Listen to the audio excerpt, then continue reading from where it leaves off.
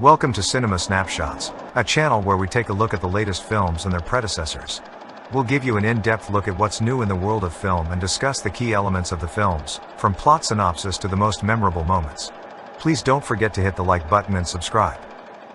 In a San Francisco apartment, Adeline Bowman, Blake Lively, is spotted obtaining phony identification. Given how young-looking she is, the forger wonders why she opted to be 29. He is too kind, she grins and says. She questions why he creates bogus IDs as she walks away, given that he is capable of much more. She further points out that he signed baseballs on his desk, which display his real name. She claims that it's the tiny things that cause mistakes. When Adeline returns to her apartment, her dog welcomes her. It can be shown that she has repeatedly raised the same dog in her 107 years of life. She states that she is running late for work in the library's archives department. She opens a film reel while working, and it describes her life. She was born on January 1st of that year, married, had a kid, and later lost her husband in an accident while working on the construction of the Golden Gate Bridge. One evening, as she is making her way to her parents' house, an eerie snow starts to fall. The heavy snowfall and the slippery roads ended Adeline's car skidded and fell over a bridge. When she was unconscious due to the car crash impact and her body slowly submerged in the ice-cold water, thus reducing her core body temperature to 87 degrees Fahrenheit. Her heart stops beating. A bolt of lighting strikes her vehicle, releasing 500 million volts of electricity and producing 60,000 amperes of current. This massive charge of electricity managed her heart to beat again and Adeline regains consciousness. Now Adeline Bowman becomes ageless and she remains the look of a 29-year-old woman for years to come. It is first undetectable, but as her daughter, Ellen Burstyn, playing an elderly woman, ages, it becomes more evident.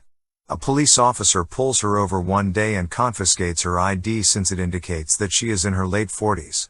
She makes the decision to relocate and spends a year conducting research at a medical school, but she is unable to uncover a cause for her ailment, which prevents her from aging.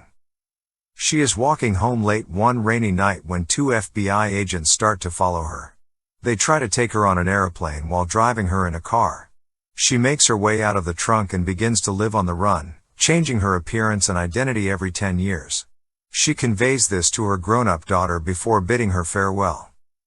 Adeline gets a flashback to when she first started the account and updates her account today with a cosigner, her new identity. Her financial status is explained by an investment she made in Xerox that has done well. She intends to move out shortly to live on an Oregon farm. She enters the hotel to a party on New Year's Eve. A photo of her and several friends that is plainly from many years ago is hanging on the wall. She looks at it for a while before moving on to find her friend, who is providing party music on the piano. Her blind friend teases Adeline that they're cougars since only young guys chase her, even though her buddy thinks they're both elderly women. Adeline instantly pins a young man who approaches her in the Sherlock Holmes fashion. She can tell he's an artist from an affluent family by his pricey heirloom watch and the paint on his hands. She leaves the room at midnight and makes a call to her daughter. On the phone, her daughter wishes her a happy birthday and confirms the plans for lunch the next day.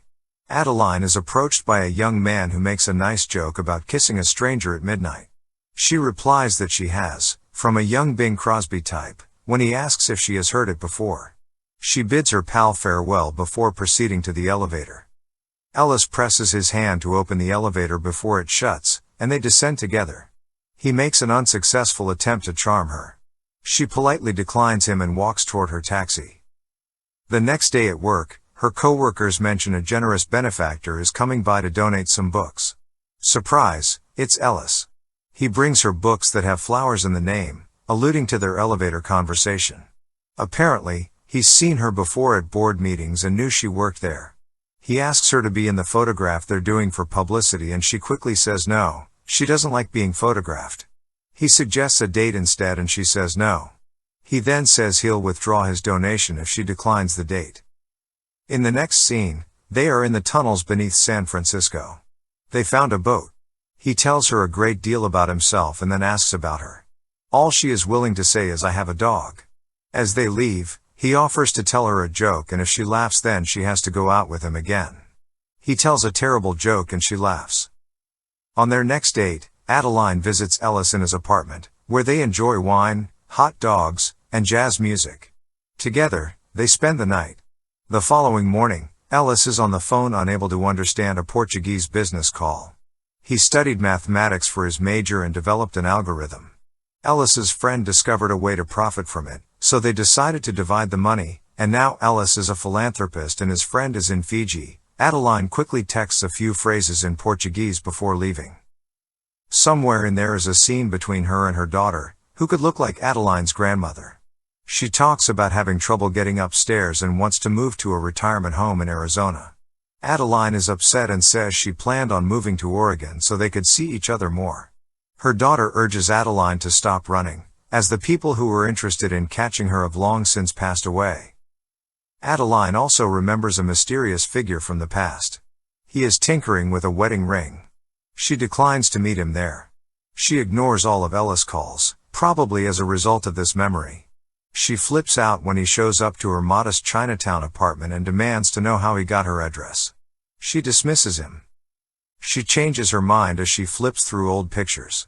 She is obviously terribly lonesome. She returns to Ellis' workplace. They visit a vintage-covered drive-in theater on a date. She recounts the events as though she were present, which she was. While sipping wine, they observe the ceiling stars. She agrees when he invites her to his parents' 40th wedding anniversary celebration. When they get inside, William Jones, Harrison Ford, welcomes her and calls her Adeline right away. That was her mother, she claims.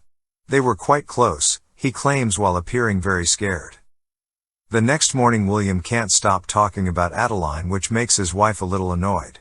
There's another flashback which explains how they met. Adeline was having car trouble while she was living in England and he was a soldier studying medicine overseas. They both returned to America together.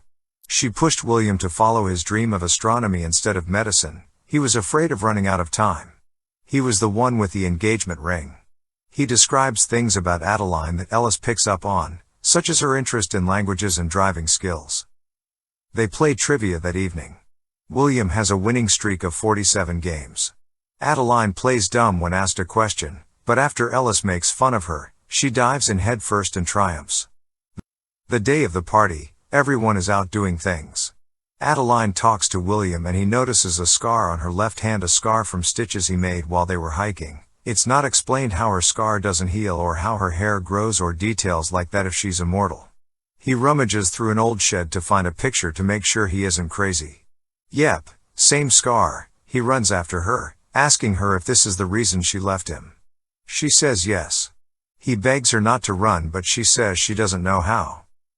She sprints home, writes Ellis a message, packs, takes his vehicle keys, and drives off. Ellis is perplexed when she returns home. William doesn't offer any explanations. Ellis follows her in his father's automobile. When Adeline stops driving, she is in a wooded area. She gives her daughter a call, and they speak briefly. She explained to her that she is right and from now onwards no more running. A tow truck crashes into her as she turns the car around and then speeds off. Suddenly, snow starts to fall once more. Ellis arrives and observes what is going on. He tries to do a CPR while waiting for the ambulance to arrive. When the paramedic team arrive, they quickly started using the defibrillator equipment to her. When it sent an electric pulse or shock to her heart, we ended up seeing a flashback showing her previous accident of lightning strikes and drowning. When she regains conscious and her heartbeat stabilizes, she is then transported to the hospital by ambulance. When Ellis awakens, she makes the decision to tell the truth. When her daughter approaches Ellis, she introduces herself as Ellis' grandma. When Adeline reveals that he is aware of it, she sobs in relief and hugs him. 1 year later, Ellis and Adeline are going to a New Year's Eve party. Adeline suggests her daughter to go out, but she has a date night in, another puppy. Before leaving, Adeline checks the mirror and does a double take. She plucks a gray hair, a sign of aging. Apparently, a combination of the defibrillator and hypothermia have restored her humanity. Thank you for watching Cinema Snapshots. Subscribe to more videos like this, turn on notifications and leave a like to help this channel out.